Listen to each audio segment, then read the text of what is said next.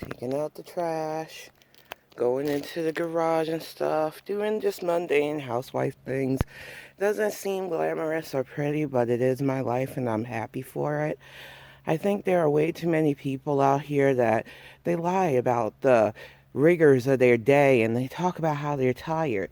It is 9:30 in the morning. We have housework to do. We have other things to do. That is the reality if you're taking care of your house. I'm out here dumping out garbage. I'm going to show you just a quick tour that I can of my land, just so that you get a feel of the vastness and the prettiness, even though now that the leaves are falling off the trees, the shots ain't going to be quite as pretty, but I do want you to see the land out here because I love it. It is peaceful.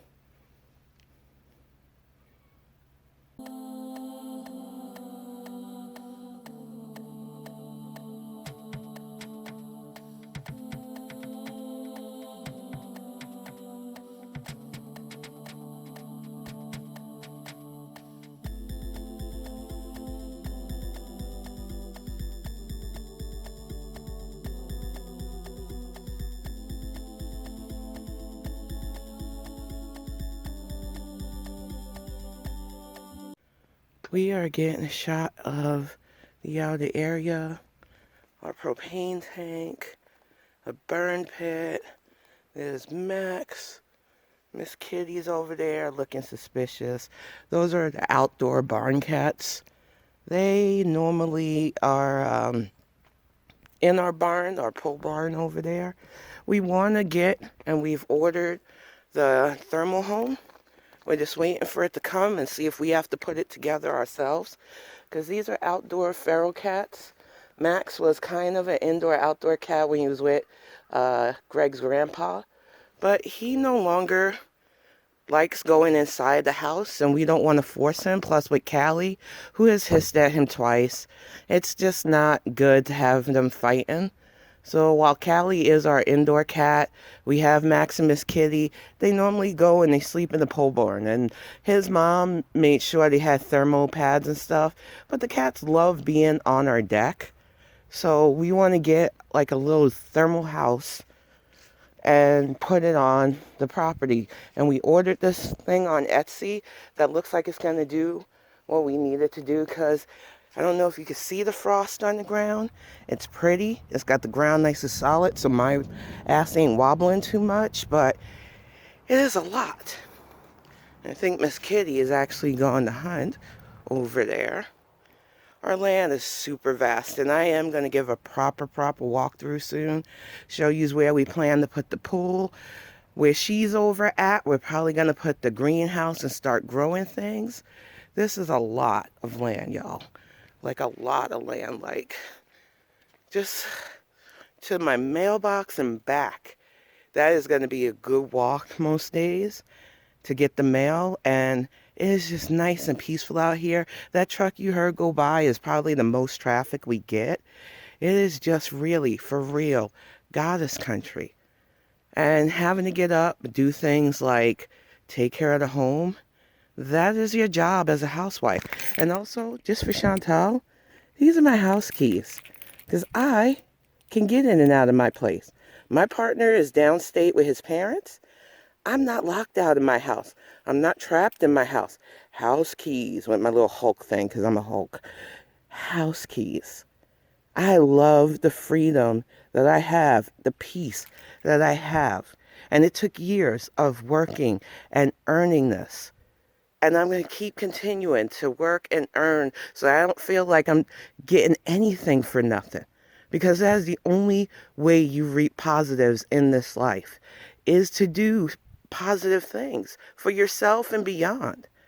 It really does, when you talk about karma, really beg to differ. When you don't put anything but negative energy, what do you expect? So I'm going to wrap this part up. I don't mean to get preachy, but the idea of not even having keys to your own place just, it floors me. But I got other housework to do, so I'm going to get to it. Oh, this one, she gets so upset when I go to feed the other cats as if I'm going to betray her. I don't even understand that one. I'm going to get ready to show you the finished bookshelves.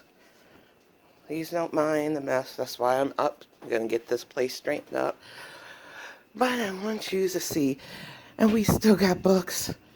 We still got books on books, but I think we got these books lined up as properly as possible. I'm excited about this.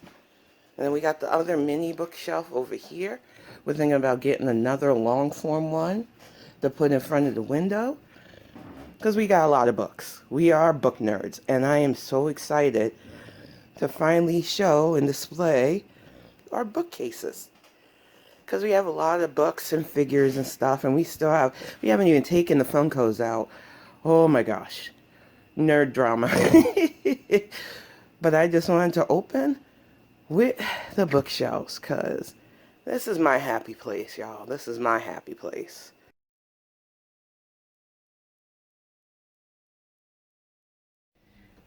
How we know it's working is it will go off if it stops. So. And I want to get started with this fix bong because I almost didn't. Yeah. Like I said, it's Wednesday, and I was just going to use the 2 days that I did get content for this week's vlog. So this will probably go into week 4 stuff. Because with everything that happened with Augie and stuff, I just was not feeling like sitting and talking. And then I watched some of my playback content, and I realized that, no, I do feel like talking while on the bike. Because there's a reason why I decided to really get into the YouTube stuff, and why I couldn't give into the whole idea of platforming myself. I tried to break in the entertainment quite a few times. I had a gaming podcast back in the day, which I love doing. I still love gaming, and I love talking about geek and pop culture as well. But nothing ever really stuck until I got into politics and social issues with the Bonnet Chronicles.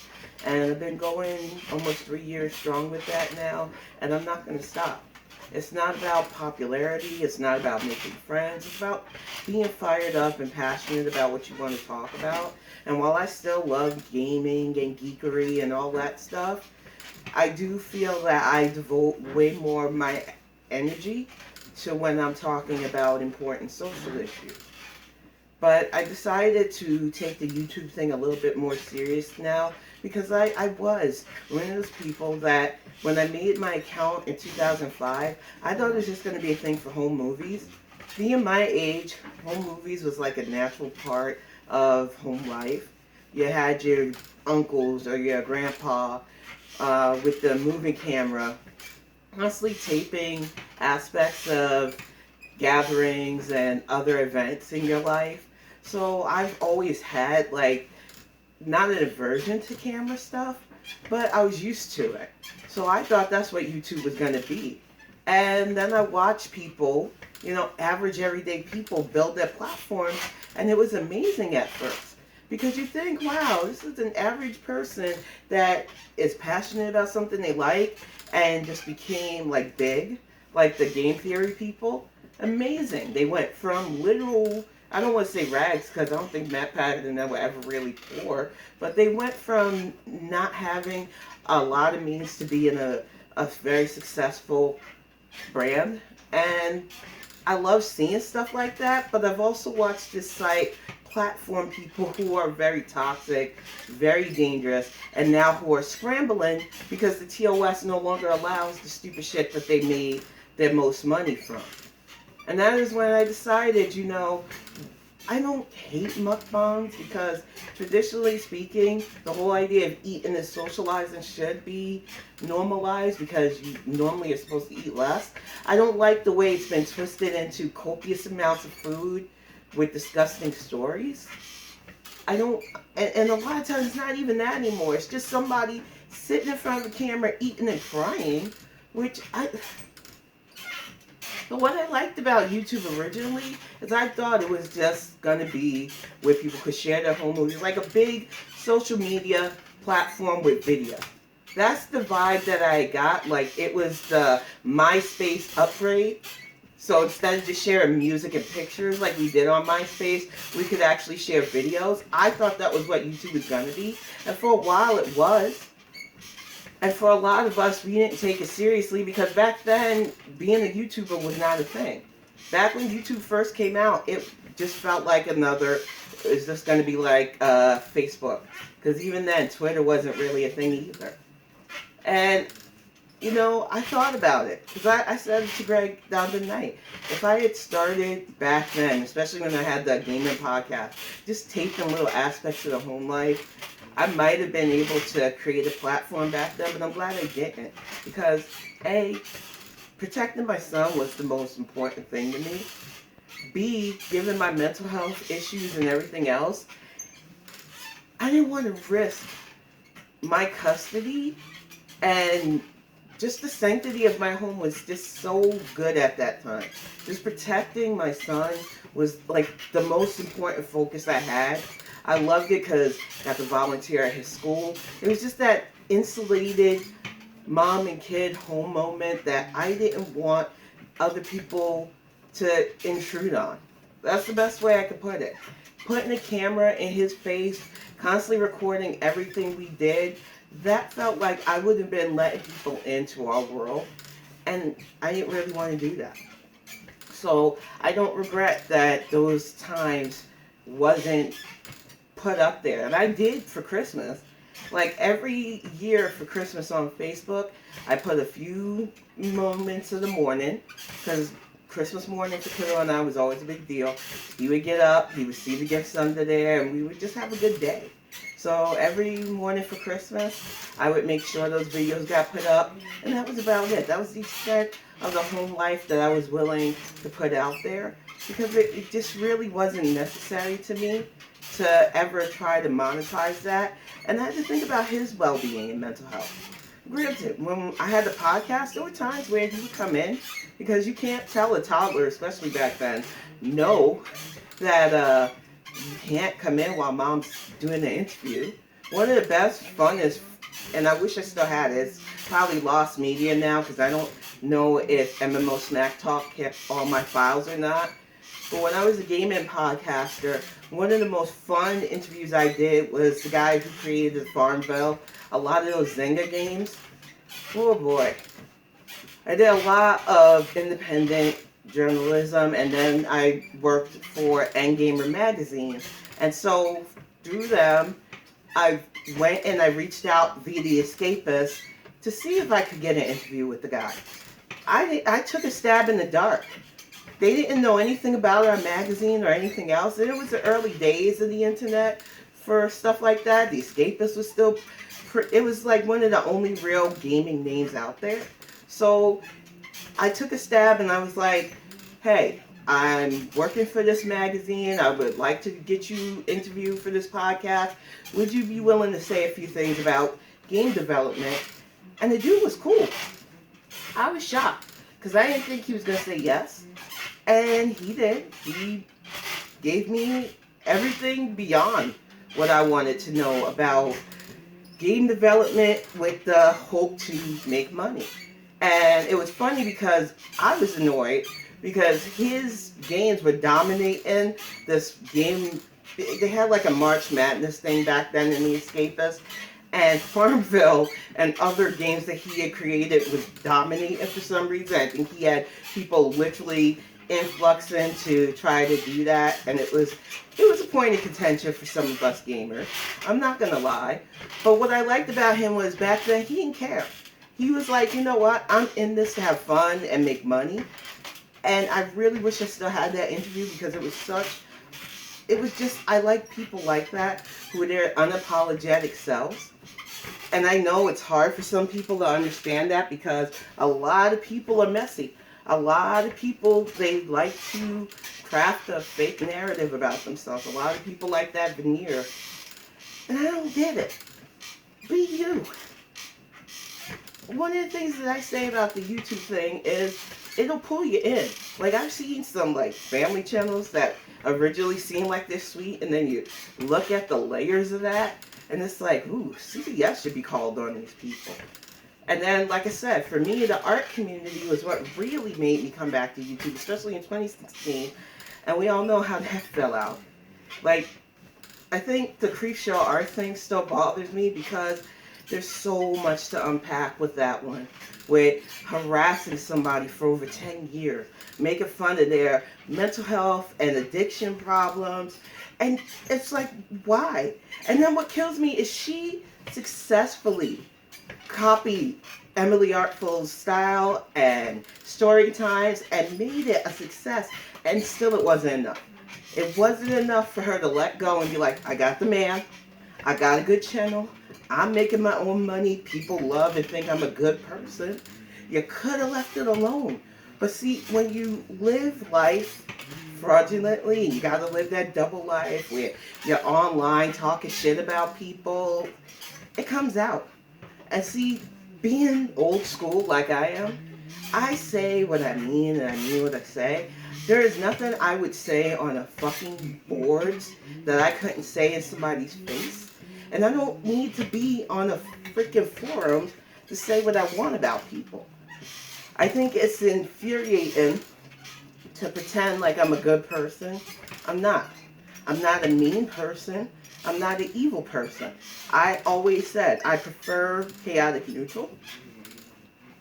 I don't think I'm a bad person.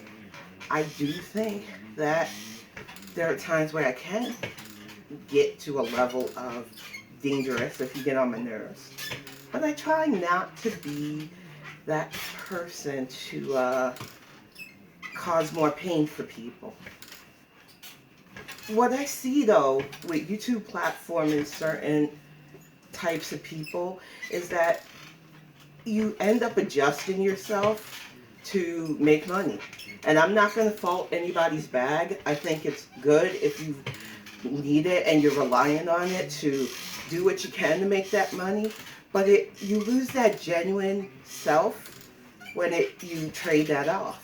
And if you can't make it on this app being your genuine self, why are you doing it? I do not want to change. I don't think it's possible at my age to change my ways, my attitude, and that's why I'm on here for fun. Being monetized is just not it. I can't even think on that level. I don't want to, can't do it. It would take all the fun that I'm having doing this out of the situation and equation. I think doing fit bongs will help not only keep my mind where it needs to be, keep me focused, but it also will show you that when somebody's serious about this, you'll see the results. You'll see the attitude change and the difference, because there are way too many people that they do that I can't. And I will never, ever, ever understand how you expect anything to change in your life if you're constantly saying that you can't do stuff. I watched last night, Shauna Steele did his reaction to the Boogie documentary. And it's no offense to the young man who did that documentary. It looks very well done. I don't like watching stuff with Boogie.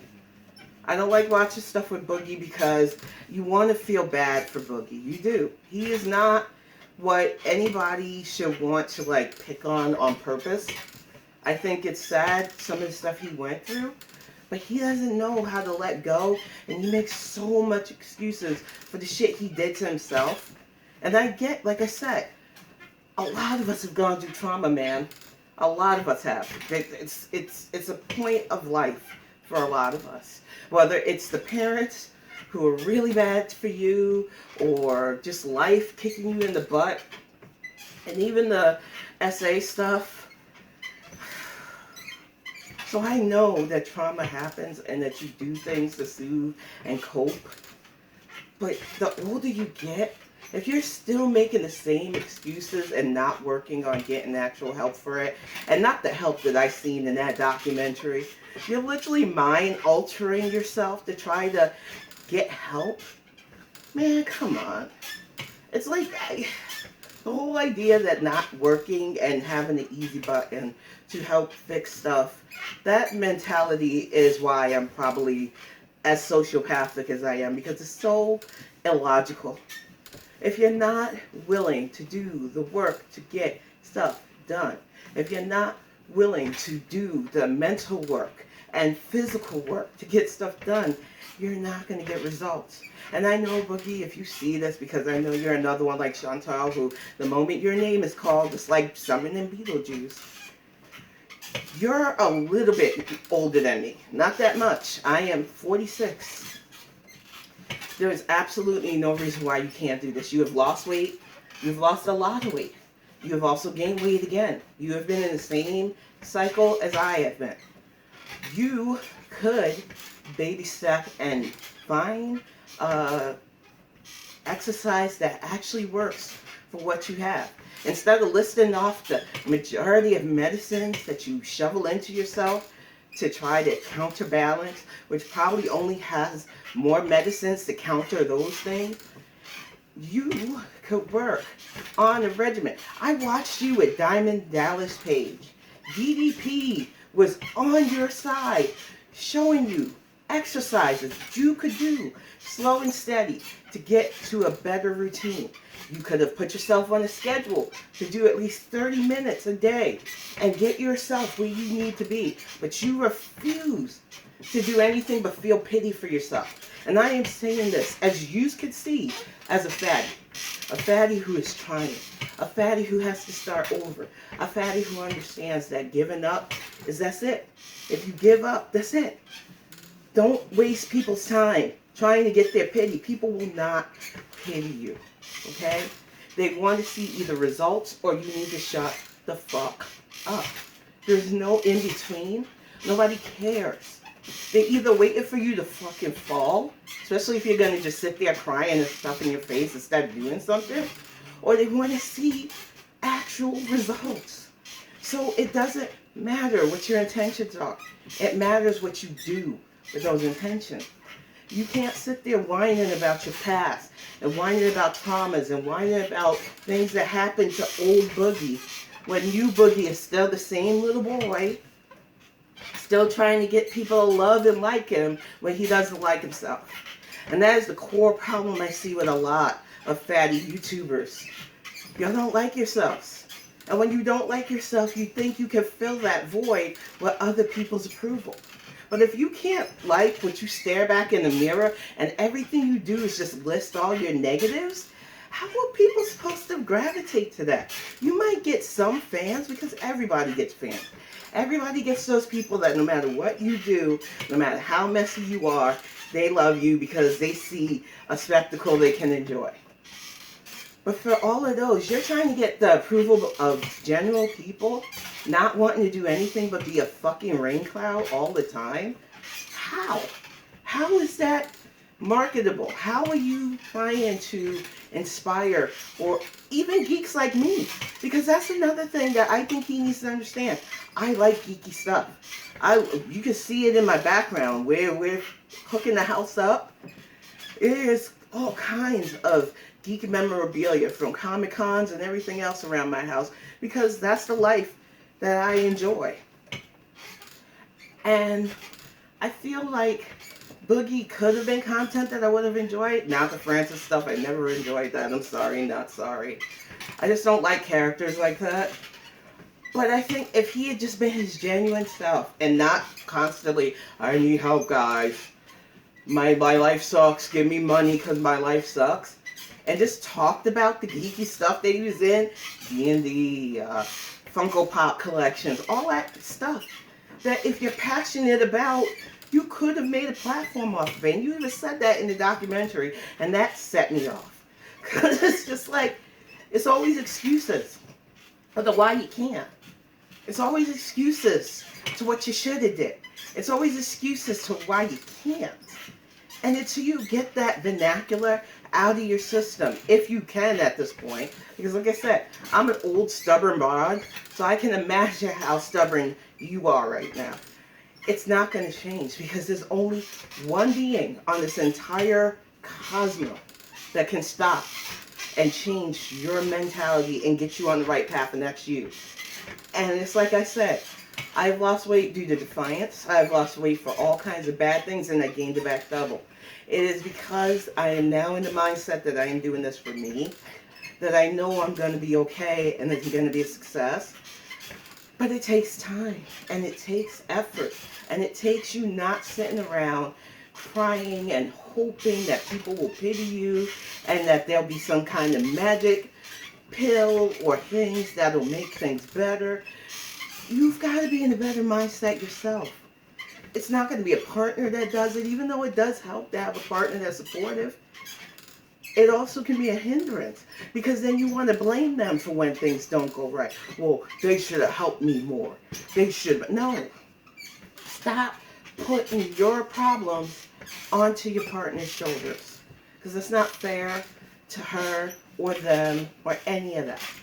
What you have to do is look yourself in the mirror and instead of constantly listing the stuff you don't like about yourself, because we've all heard it, you've done it so much that even I know all your health and medicines now.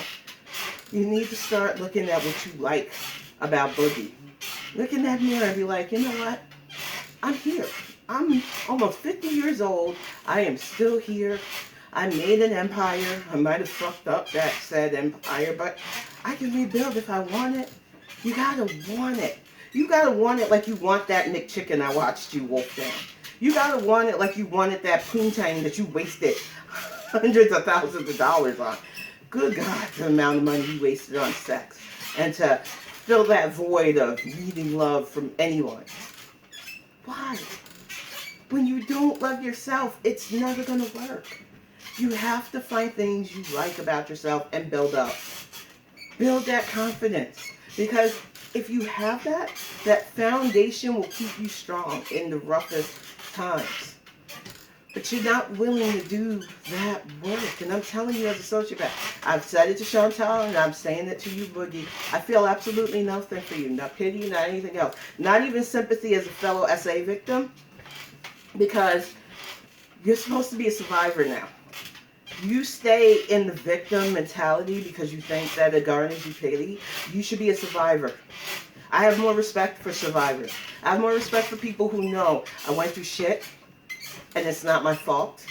I went through shit and it really hurt and damaged me, but I'm still here.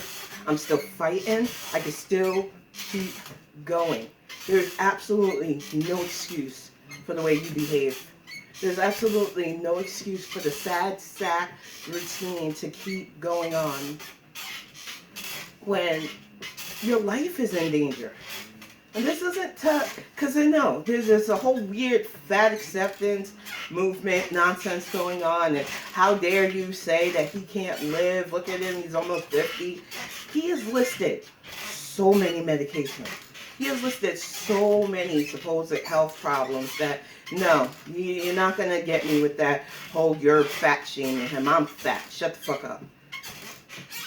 He knows he is on a one-way train to Deathville if he does not get his shit together.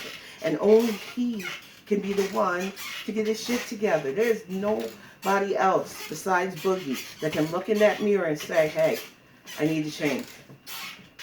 And like I said, there is no shame to start and slow again, even when you've lost weight. Because one of the things people don't like to tell you in those 600-pound live and other super morbidly obese documentaries is weight goes up and down no matter what. Because if you're struggling with eating crutches and bad habits, you will gain weight again. It is just inevitable.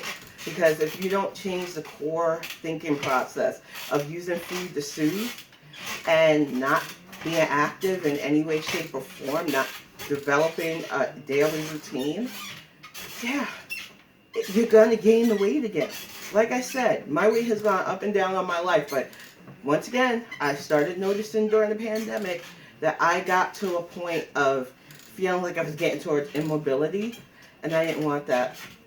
And I still don't want it. And moving out here where we all this land, I am going to get to work. I am going to be a planting heifer. I am going to be outdoors again because I don't have to deal with many people out here type person. And it's nice. And I think that what Boogie and Chantel both need is just that motivation to start slow. Don't care what people think. Stop worrying. Stop basing you on what other people think, and start working on what you look at without the filter, Chantal, and without the pity party, Boogie.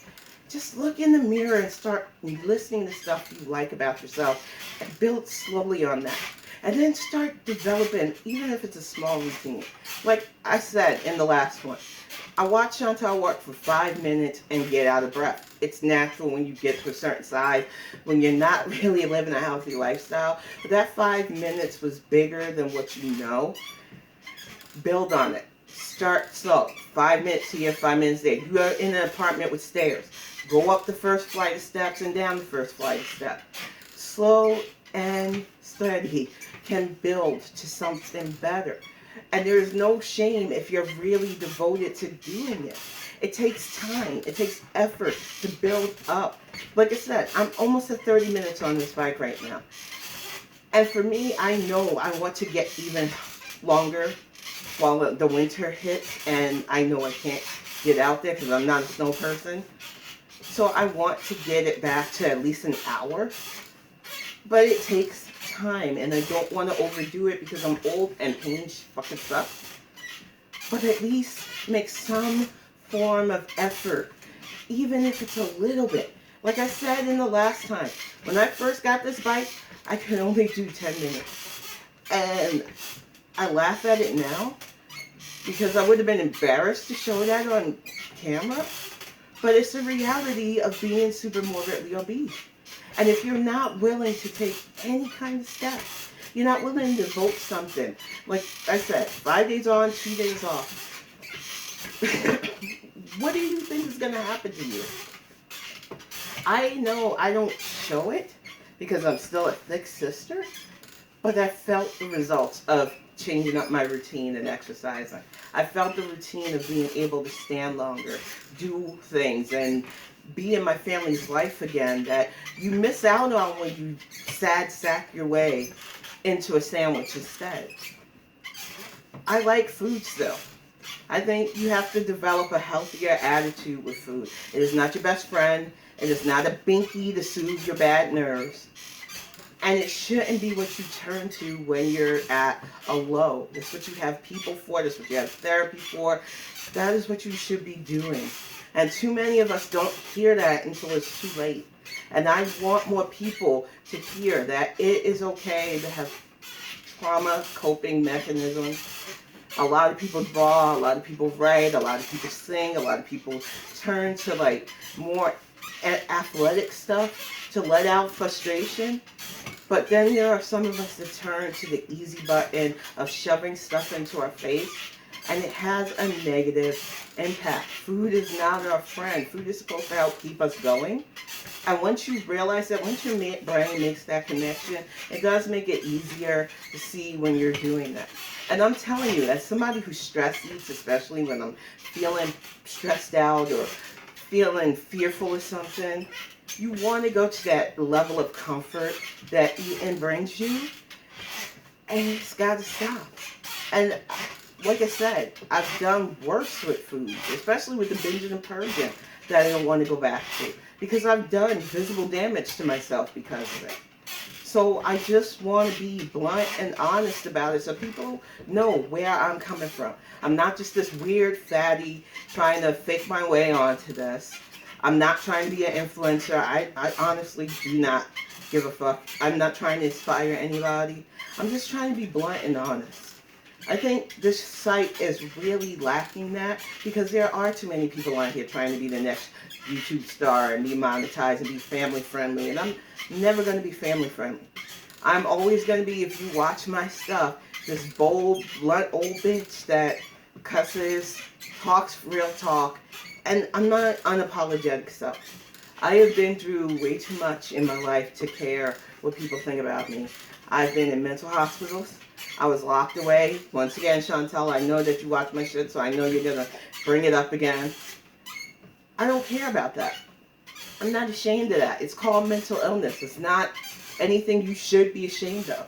When I was non-lucid, I needed to be locked away. When I was non-lucid, I was a danger to myself and others. So the idea of trying to like say anything about working in a mental health facility, okay, I was locked away in a mental health facility 3 times. I don't care. It's not shameful because I needed the help at the time. It's not shameful because schizophrenia is a serious mental health issue that I'm going to have for my life. And I don't think it's right to try to make light of somebody's reality, especially when reality blurs when it comes to schizophrenia. But I'm not a nasty person pretending to be nice. I'm an honest person who is legitimately, on paper, documented crazy. And I don't use it to garner sympathy because sympathy wouldn't work on me. I don't honestly give a right fuck. I say it because we're out there. We're humans. We don't want to be dehumanized, and we definitely don't want people treating us like we're little kids. We're incapable, and I don't want your pity.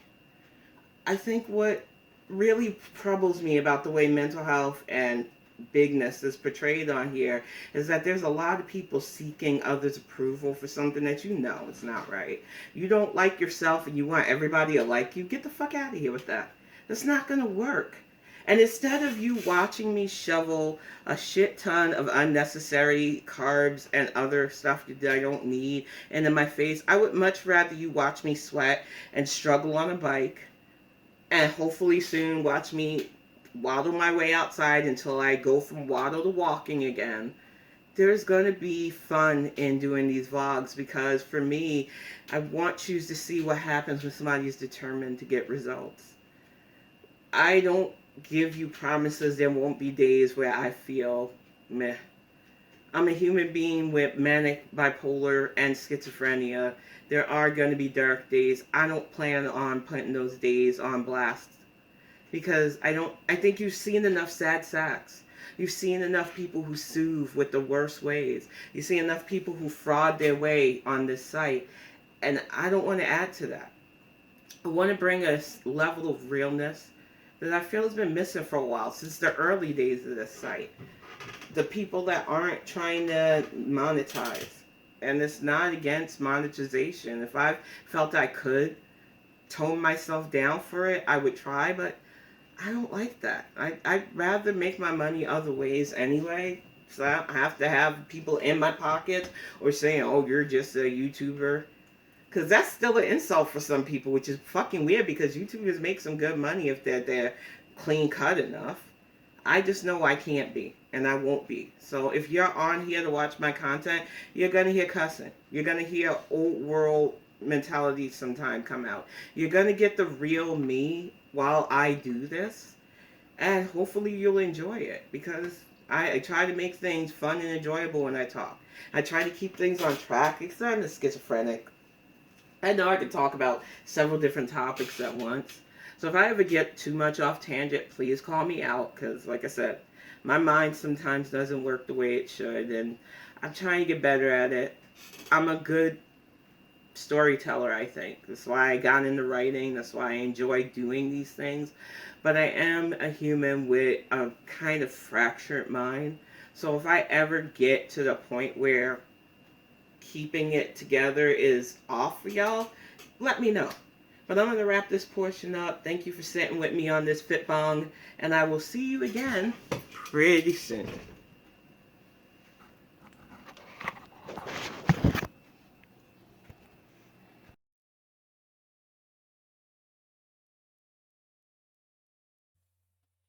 Ooh, here I am in the fortress of geekitude. Axiom Wolf is down with his mom and dad.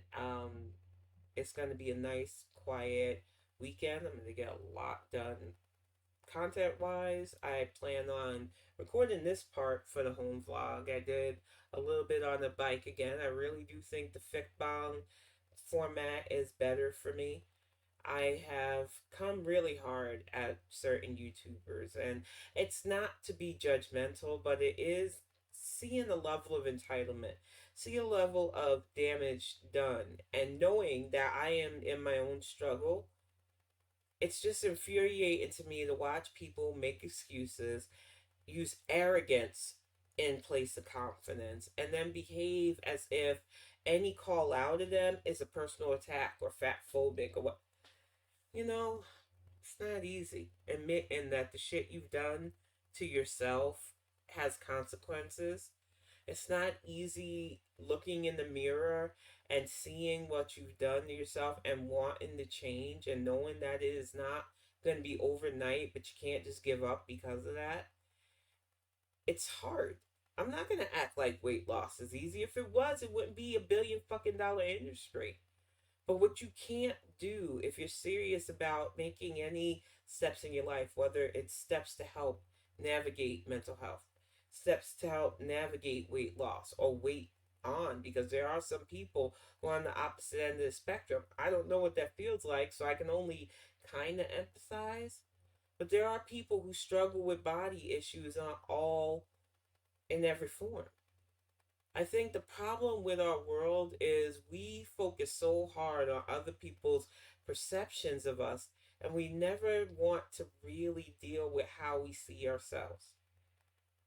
Once I started to realize that I don't hate him, I can look at myself in the mirror and go, yeah, there's certain aspects that I really want to work on, but I don't hate the thing that I'm looking at. The person I'm looking at is a thing. I'm sorry. That's just how my brain works sometimes. I don't hate me, so it makes it easy to focus on the problem instead of making my whole self the problem. And when you do that, you can get better. It takes time too.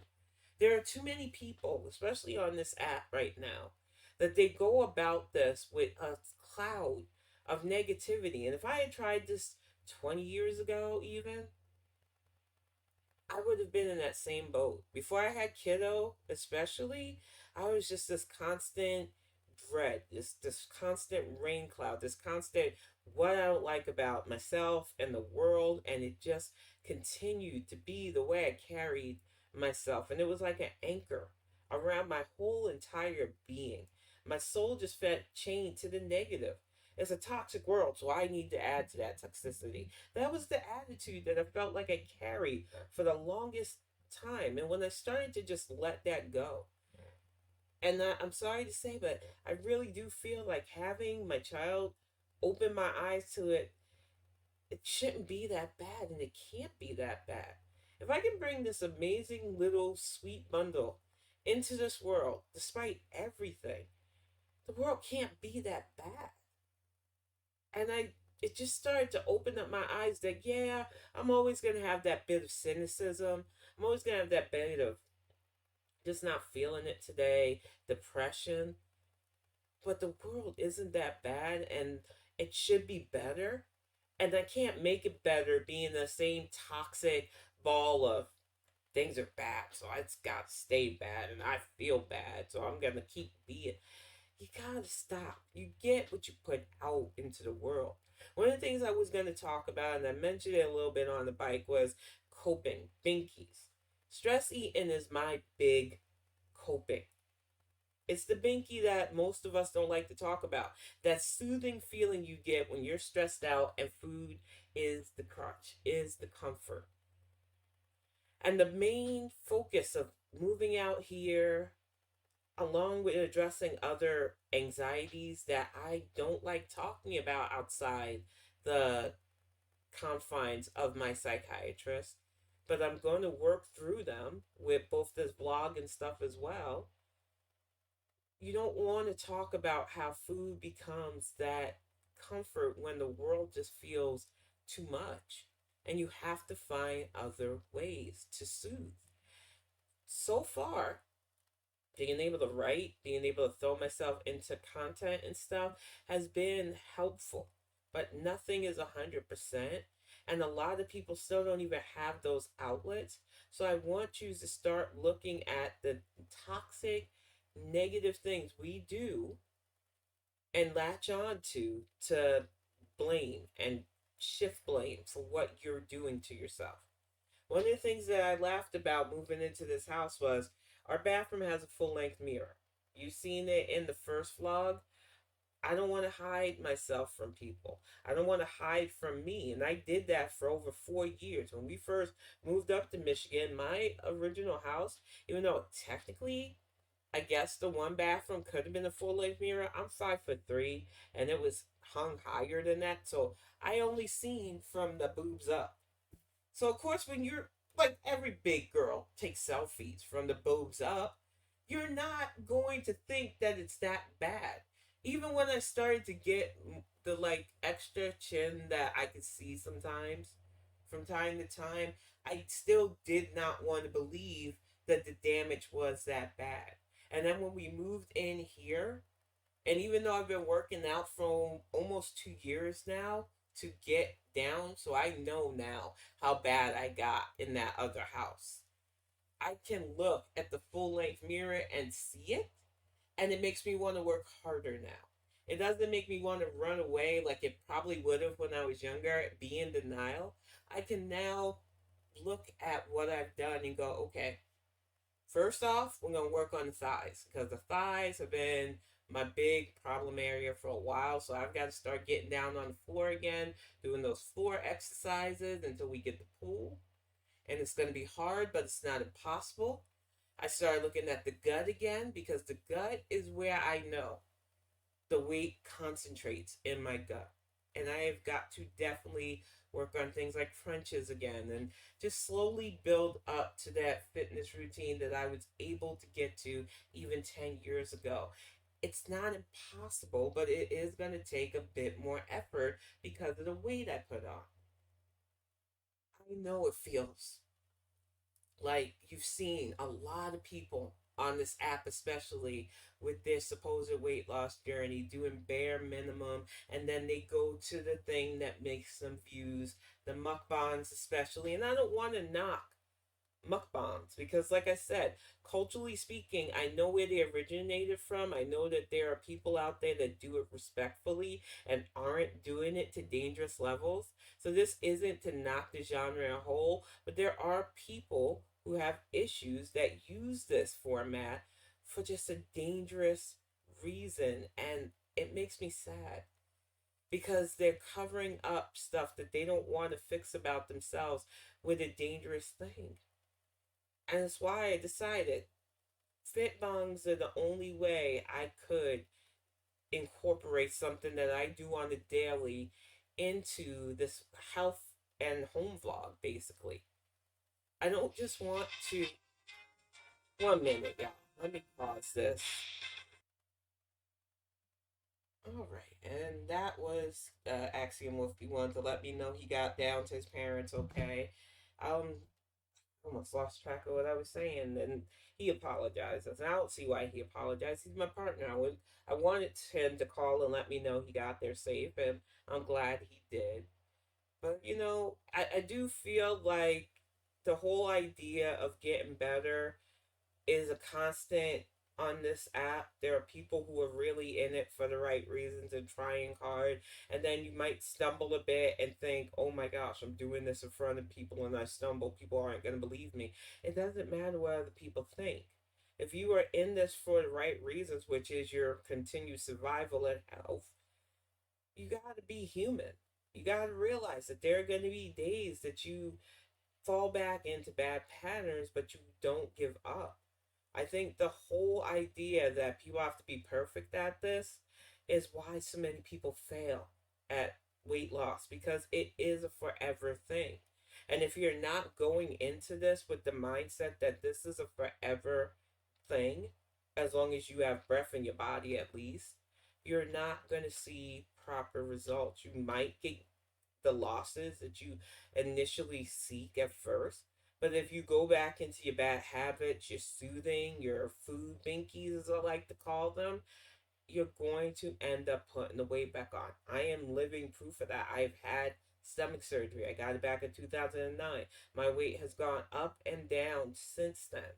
And during the pandemic, because going out and agoraphobia, which I'm going to explain more in the part of this vlog, because just even going outside can be a lot. I dig into my nails when I get anxious from it. And this move made digging into my skin just the only way I could soothe without food. And it's a bad habit to have.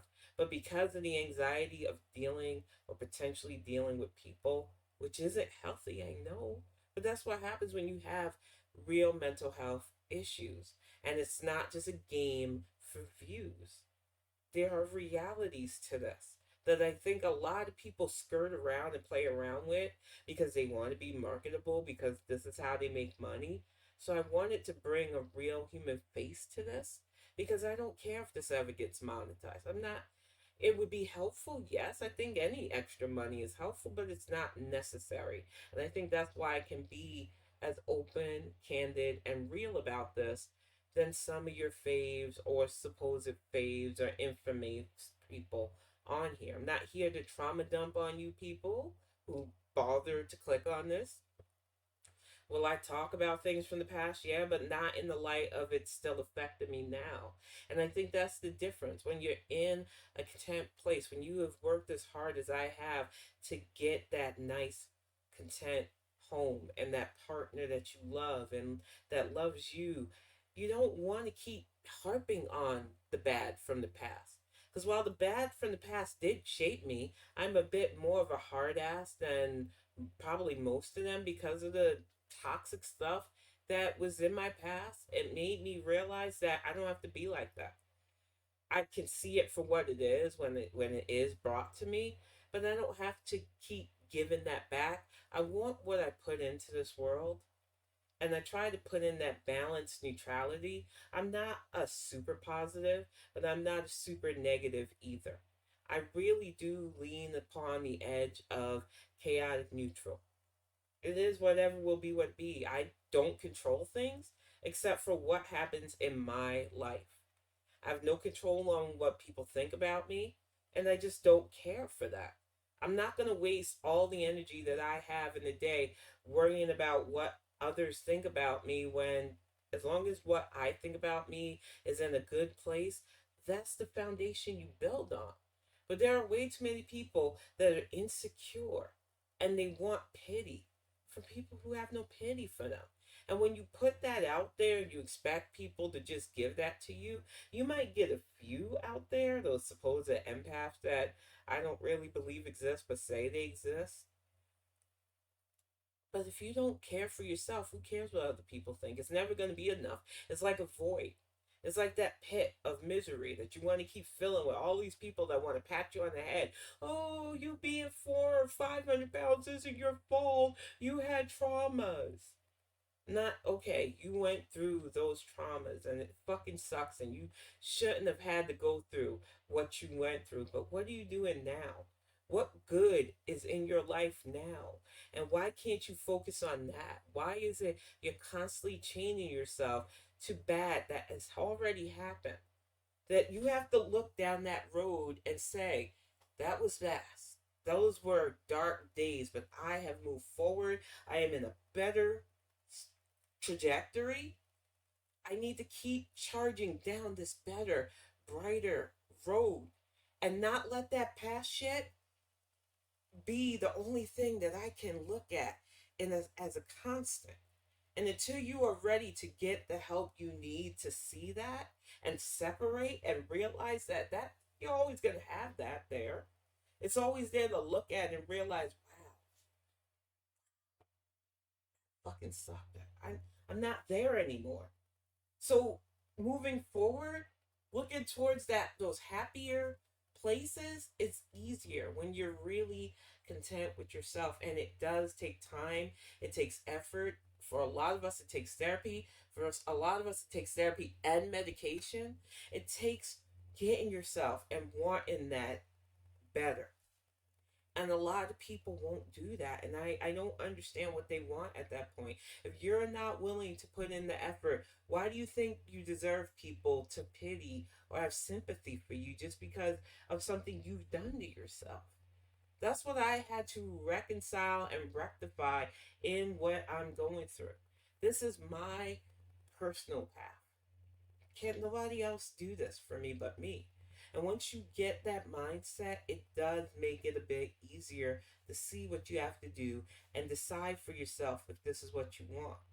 You can't say that you're an unapologetic big person and then get mad that the world doesn't accept you. It's not their job to accept you.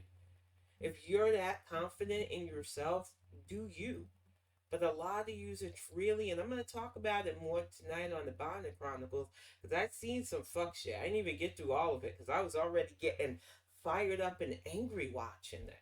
Because the levels of entitlement and arrogance, but I'm going to save a lot of that for the Bonding Chronicles. I'm already shaking the table with how mad it was making me.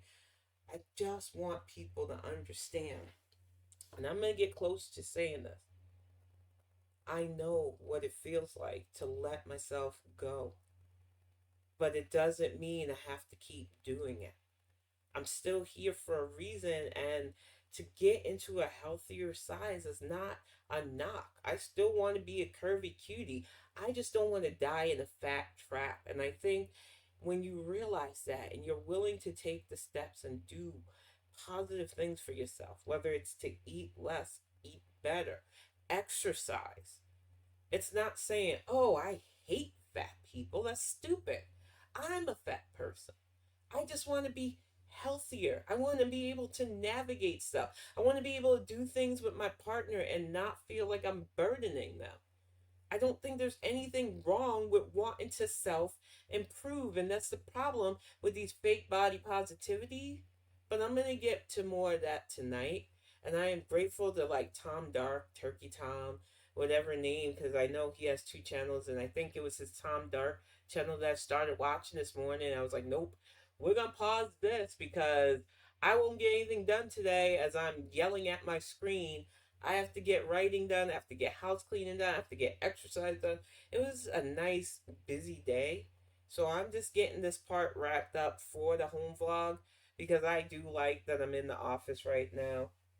I don't know if I can get the other 360 cam to work. Let me see if I can get this other cam to bring up because I was fascinated by how much work he's done with this let me type this out because I want to make a new thing for this too. That's what I like about OBS. It does give me options. The that's just the other. Let me get this 360 camera too. He has done a lot with decorating this office, and pretty soon the gear from his new job will be coming in. And I don't know if this is going to be for me when I do Bonnet Chronicles. He just suggested it to see how the sound acoustics would be. And then Sundays in Salona as well. I'm still trying to figure out exactly um, if or when we're going to set me up a room in here or if I am going to, you know, make my own space somewhere else in the house. But as you can see, this office is pretty well done, pretty geeked out, because he's got to be in here for hours and end, just trying to, get stuff done for work. So it is pretty nice, the setup. But we will. Boop. I don't know if any of that even taped, so. It's like I said, though. I am truly excited about how this house is developing. And I'm hopeful that within the next few days, we will continue to make the house more ours. It has been a journey, and hopefully, you'll see as we transform the house and transform myself what a positive look at this can do for people.